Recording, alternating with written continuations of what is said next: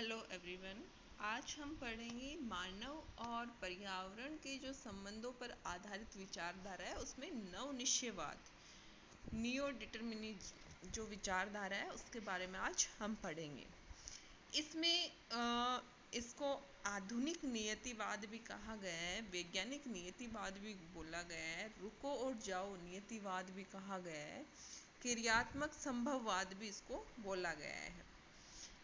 इस विचारधारा में बताया गया है कि मनुष्य को अपने निजी क्षेत्र में उपलब्ध संसाधनों पर आधारित रहना चाहिए और उनका दोहन उतना ही करना चाहिए जितना प्रकृति को पुनः लौटा सके या वे संसाधन जैविक तंत्र से पुनः चक्र प्रारंभ कर सके। अर्थात मनुष्य को संसाधनों का उपयोग बड़े विवेकपूर्ण या बड़ी सावधानी से करना चाहिए और संसाधनों का पुनर्चक्रण होता रहे उतने ही संसाधनों का दोहन करना चाहिए। ये विचारधारा मध्यम मार्गी विचारधारा है। देखो, यानी कि ये संभववाद और नियतिवाद के बीच की विचारधारा है। इस तरह ये विचारधारा संभववाद और नियतिवादी विचारधारा के बीच का विचारधारा है। इस विचारधारा का प्रतिपादन अमेरिका में हुआ, उत्तरी अमेरिका में, और वो भी यूएसए में, और इसके जनक थे वो थे ग्रिफिथ टेलर। इस जो विचारधारा है, ग्रिफिथ टेलर ने इसको रुको और जाओ नियतिवाद विचारधारा कहा। जी टेथम महोदय ने इसको क्रियात्मक संभववाद का नाम दिया। अब देखो, ये काफ़ी इम्पोर्टेंट है कि इस विचारधारा को रुको और जाओ नियतिवाद भी कहा जाता है। इसके जनक कौन है? ग्रिफिथ टेलर है। ग्रिफिथ टेलर कहाँ के हैं? अमेरिका के। जी टेथम ने इसको क्रियात्मक संभववाद का नाम दिया। टेथम ने कहा था कि नियंत्रण के स्थान पर प्रभाव और प्रभाव के स्थान पर प्रतिक्रिया या समायोजन का प्रयोग करते थे। यानी कि जी टेथम ने कहा कि न तो हम प्रकृति का ही नियंत्रण मानव पे माने या मानव जो प्रकृति है उसको प्रभावित कर रहा है, बल्कि उसके स्थान पर प्रभाव तथा प्रभाव के स्थान पर समायोजन, इन क्रियाओं का उपयोग किया जाता है। ग्रिफिथ टेलर ने अपनी पुस्तक 20वीं शताब्दी में भूगोल यानी ज्योग्राफी इन 20th सेंचुरी, जो कि 1991 में इसका प्रकाशन हुआ था, इसमें उन्होंने कहा कि पर्यावरण नियंत्रण की उपेक्षा नहीं की जा सकती, लेकिन इनके द्वारा निर्धारित सीमाओं में भी नहीं जा सकता है। अर्थात वास्तव में न तो प्रकृति का ही मनुष्य पे पूर्ण नियंत्रण है और न ही मनुष्य प्रकृति का विजेता है। दोनों का एक दूसरे से क्रियात्मक संबंध है, यानी कि मानव और पर्यावरण दोनों एक दूसरे से क्रियात्मक रूप से संबंधित है और न ही प्रकृति मानव को अपने नियंत्रण में रखती है और न ही मानव प्रकृति का विजेता है। उन्होंने मानव उन्नति के लिए भी ये भी बताया कि मानव उन्नति के लिए आवश्यक है कि मनुष्य संबंधों का उचित विश्लेषण इसी मध्यम मार्ग के द्वारा संभव है। यानी कि न तो प्रकृति को ही सर्वोपरि माने या मनुष्य को सर्वोपरि माने, बल्कि दोनों के आपसी संबंधों को मद्देनजर रखते हुए हमें मानव उन्नति की ओर अग्रसर होना चाहिए। देखो, नवनिश्चयवादी जो विचारधारा है उसको ध्यान में रखते हुए विश्व के अर्थशास्त्री ये मानते हैं कि जनसंख्या को देखते हुए संसाधनों के उपयोग पर अंकुश नहीं लगाया जा सकता। यानी कि जिस तरह से हमारी जनसंख्या बढ़ रही है उस तरह हम संसाधनों के उपयोग को नहीं नकार सकते या हम संसाधनों को उपयोग करने से नहीं रह सकते, क्योंकि मानवीय विकास के लिए आर्थिक प्रगति होना आवश्यक है और हम मनुष्य को पुनः जंगली अवस्था में नहीं धकेल सकते। यानी कि हमें अपने संसाधनों का उपयोग करते हुए आर्थिक प्रगति जरूरी है, लेकिन हमें आवश्यकताओं की पूर्ति के लिए ऐसे संसाधनों का उपयोग अधिक करना चाहिए जिनका नवीनीकरण प्राकृतिक या मानवीय रूप से अधिक संभव हो। यानी कि हमें धातुओं का पुनः चक्रीकरण करके दोबारा से उपयोग करना चाहिए। इसी तरह पेट्रोलियम जनित या जो जैविक हमारे ऊर्जा संसाधन हैं उनके स्थान पर हमें जो वैकल्पिक ऊर्जा स्रोत या गैर परंपरागत ऊर्जा स्रोत है उनके उपयोग पे अधिक ध्यान देना चाहिए।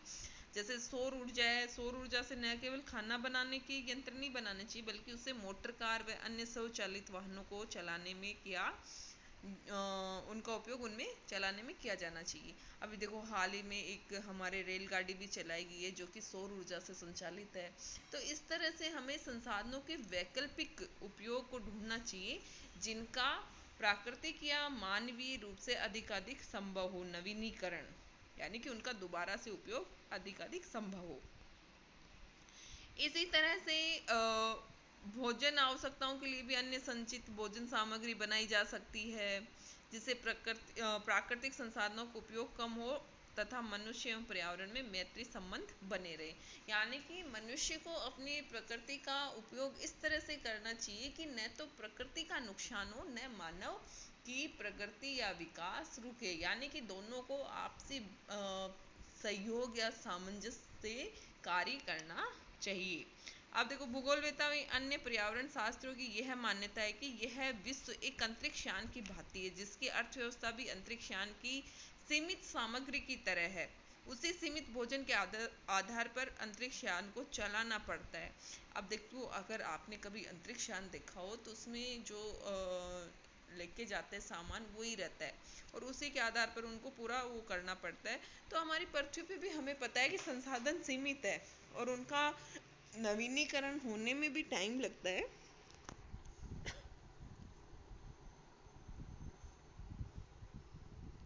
उपयोग करने के उपरांत संसाधनों से उत्पादित वस्तुएं प्रारंभिक तथ्यों के रूप में परिवर्तित हो जाती है और अगर हम कोई भी चीज़ उपयोग में लाते हैं तो उसके पुनः चक्रण में लाने में अधिक समय लगता है। अतः हमें संसाधनों का सीमित उपयोग नहीं किया तो मानव जाति उसी प्रकार से विलुप्त हो जाएगी जिस प्रकार डायनासोर विलुप्त हुए थे।